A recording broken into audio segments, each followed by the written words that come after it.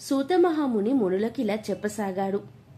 బలిచక్రవర్తి పాలనలో అణిగిమణిగి ఉండిన క్షత్రియులు తలెత్తి విజృంభించారు. బలంగలవాడిదే భూమి అయిపోయింది. రాజుల నిరంకుశ పాలనలో జనులు తల్లడిల్లిపోయారు. అప్పుడు శ్రీ మహావిష్ణువు దశావతారాలలో 6వది అయిన పరశురామ అవతారమెత్తి అడవులను నరికినట్లుగా 21 సార్లు క్షత్రియుల్ని గండ్రగొడ్డలితో నిర్మూలించి ఎప్పుడు ఏది అవసరమో అది సాధించడానికి అవతరిస్తూ ఉంటాడని నిరూపించాడు. నాటి ధరాతలాన్ని ఏలే రాజులందరిలో మేటి మంచి నాయకుడు సామ్రాటైన ఐహై చక్రవర్తి కార్తవీర్యార్జునుడు సుదర్శన చక్రం అంశతో పుట్టాడు. ఒకానొక సమయంలో విష్ణువు యోగనిద్రలో ఉండగా శంకుచక్రాలు వాదులాడుకున్నాయి. ఇంతలో చక్రం సహస్ర కిరణుడైన సూర్యుణ్ణి తరణుబట్టిన రజంతో విశ్వకర్మ నన్ను రూపొందించాడు.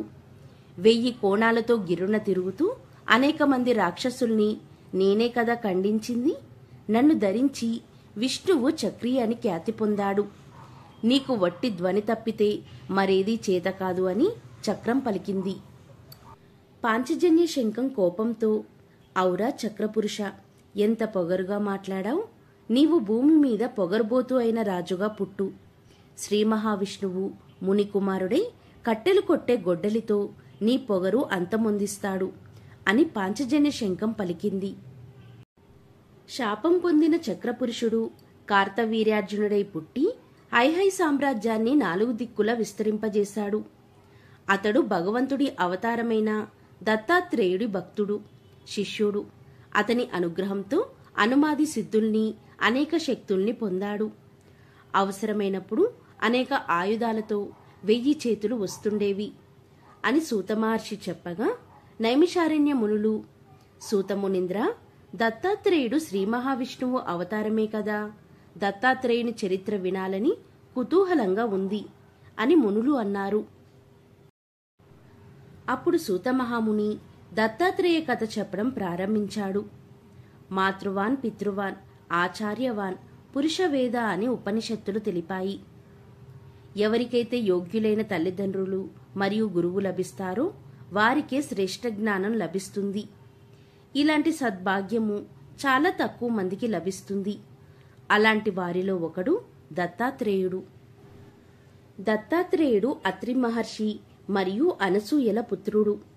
అత్రి అనగా త్రిగనాథుడు మరియు అనసూయ అనగా అసూయ లేనిది.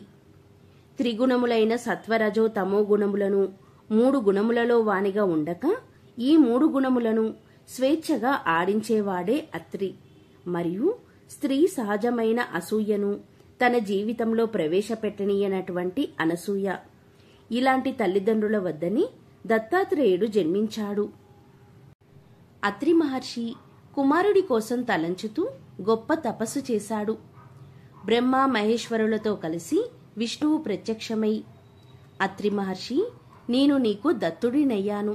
మేము ముగ్గురం ఒకటే కనుక త్రిమూర్తుల అంశతో నేను నీకు కొడుకును అవుతాను, దత్తాత్రేయుడిగా పిలువబడతాను అని విష్ణువు చెప్పి బ్రహ్మ మహేశ్వర సహితంగా అంతర్ధానమయ్యాడు. అదే సమయంలో నారదుడు త్రిమూర్తుల అర్ధాంగిలు అయిన లక్ష్మి, సరస్వతి, పార్వతుల ముందు అత్రి మహాముని భార్య అయిన అనసూయ పాతివ్రత్య మహిమ సాటిలేనిదని నిరూపించాడు. త్రిదేవి మూర్తులకు సాధ్యం కాని పనులు చేసిందామె. అనసూయ గంగను పీడిస్తున్న పాప పిశాచాలను నిర్మూలించింది. నారదుడు ఇచ్చిన ఇనుపగుగ్గిళ్లను కమ్మగా వండి ఇచ్చింది.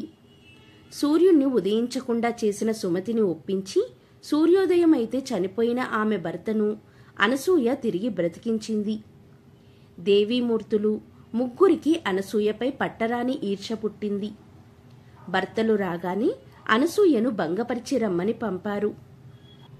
బ్రహ్మ, విష్ణు, మహేశ్వరులు యతీశ్వరుల వేషాలతో అత్రి ఆశ్రమానికి అతిథులుగా వెళ్లి భవతి భిక్షాందేహి అని నిలబడ్డారు. అప్పటికింకా అత్రి మహాముని తపస్సు ముగించుకొని ఆశ్రమానికి చేరలేదు. అతిథి సత్కార బాధ్యతలు అన్నీ అనసూయ మీదనే పెట్టి వెళ్లాడు. అనసూయ యతిరూపులై వచ్చిన త్రిమూర్తులకు అతిథి మర్యాదలు జరిపి భోజనానికి కూర్చోమన్నది. అప్పుడా యతులు ముగ్గురు ఒకే కంఠంతో, ఓ సాధ్వి, మాకొక విడవరాని నియమం ఉన్నది. అది అది అని నసుగుతూ, నీవు వివస్త్రవై వడ్డిస్తే కాని మేము తినము అని ముగ్గురు యతులు అన్నారు.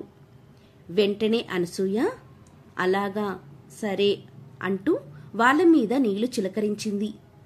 ముగ్గురు అతిథులు ముద్దులులకే ముగ్గురు పసిపాపలైపోయారు. అనసూయకు మాతృత్వం పొంగివచ్చింది. పసివాళ్లకు పాలబువ్వ మెత్తగా కలిపి తినిపించింది. ఒడిలో చేర్చుకొని లాలించి పాలిచ్చింది. త్రిమూర్తులు పసిపాపలై అనసూయ ఒడిలో కమ్మగా నిద్రలోకి జారిపోయారు. అనసూయ ముగ్గురుని ఉయ్యాల తొట్టిలో పడుకోబెట్టి, అదృష్టమంటే నాదే, జగాలనేలే త్రిమూర్తులు నా పాపలయ్యారు. బ్రహ్మాండమే వీలకు ఉయ్యాల తొట్టి, 4 వేదాలే గొలుసులు, ఓంకార ప్రణవనాదమే జోలపాట అంటూ అనసూయ తీయగా జోలపాడింది.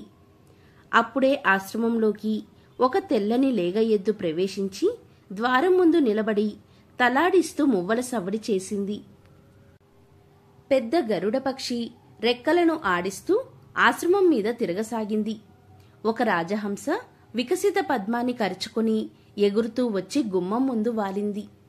ముద్దొచ్చే 4 రంగుల కుక్కపిల్లలు తోకలాడిస్తూ ఇంట్లోకి చొరబడ్డాయి. వాటికి తోడు ఒక నాగు పడగ విప్పి ఆడుతూ వచ్చింది.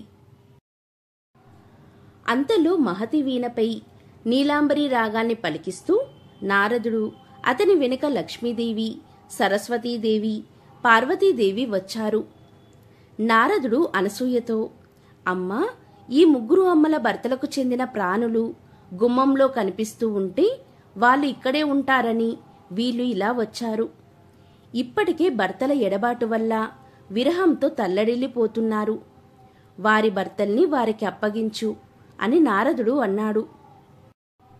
అనసూయ ముగ్గురమ్మలకి నమస్కరించి వినయంగా, తల్లులు, ఆ ఉయ్యాలలో ఉన్న పసివాళ్లే మీ వారైతే తీసుకొని వెళ్ళండమ్మా అని అనసూయ అన్నది. దేవీమూర్తులు ముగ్గురు నివ్వెరపోయి చూశారు. పసివాళ్లు ముగ్గురు ఒకేలాగా ఉన్నారు. ఒకటిగా నిద్రపోతున్నారు. లక్ష్మీ, పార్వతి, సరస్వతి తటపటాయిస్తుంటే నారదుడు, ఎవరి భర్తలను వారు ఎరక్కపోవడమేంటి, సిగ్గుపడకండమ్మా, త్వరగా తీసుకోండి అంటూ నారదుడు తొందర చేయగా ఒక్కొక్కరు ఒక్కో పిల్లవాడిని తీసుకున్నారు. పిల్లవాళ్ళు ముగ్గురు ఒక్కసారిగా త్రిమూర్తులుగా నిలబడ్డారు. సరస్వతి శివుణ్ణి, లక్ష్మీదేవి బ్రహ్మను, పార్వతీదేవి విష్ణువును తీసుకున్నట్టు అప్పుడు తెలిసింది. ముగ్గురమ్మలు సిగ్గుపడుతూ దూరంగా వెళ్లి నిల్చున్నారు. అప్పుడు బ్రహ్మ, విష్ణు, మహేశ్వరులు వరుసగా కలిసిపోయేలాగా అంటిపెట్టుకుని నిల్చున్నారు. అదే సమయానికి అత్రి మహాముని ఇంటికి చేరుకున్నాడు. తన ఇంట త్రిమూర్తులను చూసి చేతులు జోడిస్తున్నంతలో బ్రహ్మ, విష్ణు, మహేశ్వరులు కలిసిపోయి ఒకే ఒక్క మూర్తిగా దత్తాత్రేయుడు రూపొందాడు. మధ్య విష్ణువు, అటూ ఇటూ బ్రహ్మ మహేశ్వర ముఖాలతో 6 చేతులతో, శంకుచక్ర గద పద్మాలు, త్రిశూలం, కమండలంతో, భుజాన వేలాడే జోలెలో భిక్షపాత్రతో త్రిమూర్తుల సమ్మేళన మూర్తిగా విష్ణువు దత్తాత్రేయుని అవతారంలో అత్రి, అనసూయల కుమారుడు అయినాడు. నారదుడు నాదనామక్రియ రాగంతో వీణ మ్రోగిస్తూ దత్తాత్రేయుణ్ణి స్తుతించాడు. శివుడి వాహనమైన నంది అతని వెనుక ఉంటుంది. 4 వేదాలు 4 కుక్కల రూపంతో వెంట ఉంటాయి. సర్పము, గ్రద్ద, హంస పరిసరాలలో అనుసరిస్తూ ఉంటాయి. దత్తాత్రేయుడు మహర్షిగా సదా వనాలలో తిరుగుతూ ఏకాంతంగా ఆత్మ అనుసంధానంలో ఉంటాడు. అనేక దివ్యశక్తులను, సిద్ధులను ప్రసాదించే దత్తాత్రేయుణ్ణి మునులు, సిద్ధులు, జ్ఞానులు సదా ఆరాధిస్తూ ఉంటారు. హైహై రాజవంశానికి ఆరాధ్య దైవంగా పూజింపబడ్డాడు అని సూత మహాముని మునులకు చెప్పాడు.